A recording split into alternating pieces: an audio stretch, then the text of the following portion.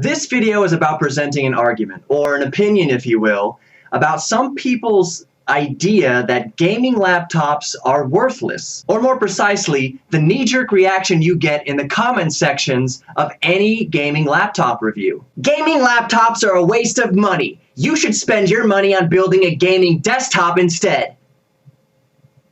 We've all seen those comments, and some of you have probably posted that comment. Now allow me to offer some different perspective that some of you may not have thought of. First of all, I do agree that some gaming laptops are probably a waste of money. I mean, I'm talking about like the 17-inch plus models that are rocking 2 desktop GTX 980 Ti's and SLI, 32 gigabytes of RAM, and all that mess. I mean, once a laptop is that big and bulky, you might as well get more performance spending the same money on building a gaming desktop and just bolt a carrying handle to the top of the case. Wow, I'm bald.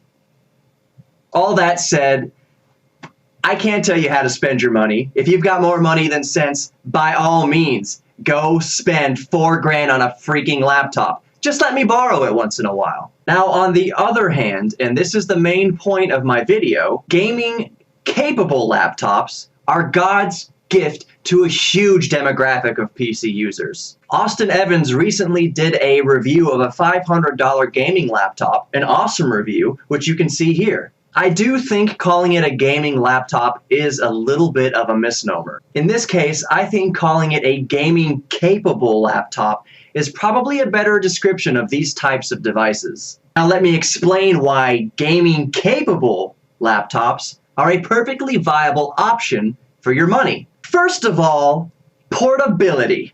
A lot of gaming laptop detractors completely, and I mean completely, dismiss. It doesn't even seem to enter their mind that a laptop is portable versus a desktop which just sits there. Of course, $1,000 is going to go further towards the horsepower of a desktop PC. You can't put a desktop in your backpack or your purse or a little Ziploc baggie. Well, you probably can't put a laptop in there anyway, so I don't know what I'm saying there. But you can put a desktop in your backpack.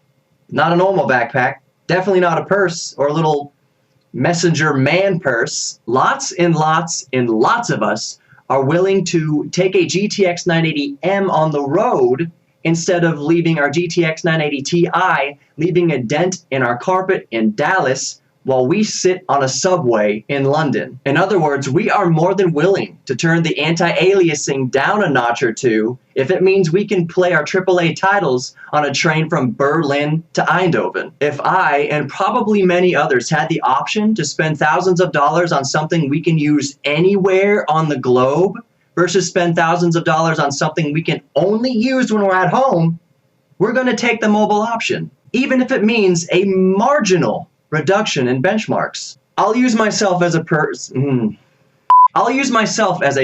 example. At home, I have a desktop PC I've named Demon's Whisper. It's a completely silent setup. It's a completely silent PC. Fanless this, fanless that. Fans don't turn on until this. 0 RPM fans everywhere. It's a 4790K at 4.6 gigahertz. It's a Strix GTX 980. I've got 32 gigabytes of 2400 megahertz Corsair Vengeance RAM. I've got a few terabytes of SSDs in that thing. It is pretty sick. I do like it. My laptop is an MSI GE62 Apache Pro, a 5700 HQ i7, 16 gigabytes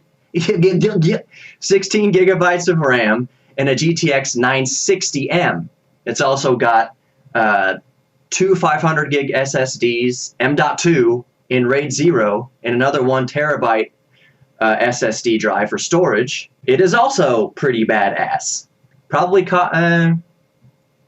I can't really say if it cost more or less than my desktop setup. I'm going to say it cost me a little bit less than my desktop. But if I was forced to choose to keep only one between my laptop or my desktop, I would choose my laptop without batting an eye. It would be no contest. It's not even a decision. I would keep my laptop with the slightly lesser specs. That's because I use my laptop 95% of the time. I used it to type this script, and I'm using it to render out this video. Why?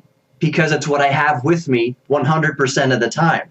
I can use it to do all my work and play my entire Steam library anywhere on the earth. And I have done so. But Joanie, why do you even have a desktop then? I do a lot of audio production. As you can see, I'm in a radio station, but that has nothing to do with the music clients I work with. Anyways, my desktop PC is the workhorse of my studio. In fact, my PC is probably one of the cheaper things in that studio. But still, if the hammer came down and I had to sell one or the other to eat, I would sell the desktop and then build my studio around the laptop, which plenty of people do. That's not a bad option nowadays. But a powerful laptop with a discrete GPU is an invaluable, indispensable tool for a lot of us. So in that regard, gaming-capable laptops are not just an option for us, they're a requirement. So a gaming laptop around $1,000 is very appealing to a large demographic of consumers. But yeah, spending over $2,000 for a gaming laptop is just friggin' preposterous. You can spend $1,000 on a decent gaming beast and then another $1,000 on a gaming capable laptop for that kind of money. Or don't. Go buy the most expensive freaking gaming laptop you can find. Go try to spend $5,000 on some ridiculous piece of machinery. It's your money, and I'm not your CPA. I'm just some dude on YouTube. Now, if my beautiful face wasn't too off-putting and you think I had some good perspective on this issue, be sure to give me a like or maybe a subscribe. And as always, subscribe, homie. Yeah, what did I just do there? It's stupid. If my beautiful face wasn't too off-putting and you think I brought some interesting perspective to the table, feel free to shoot me a like or even better, subscribe. And as always, thank you so freaking much for watching.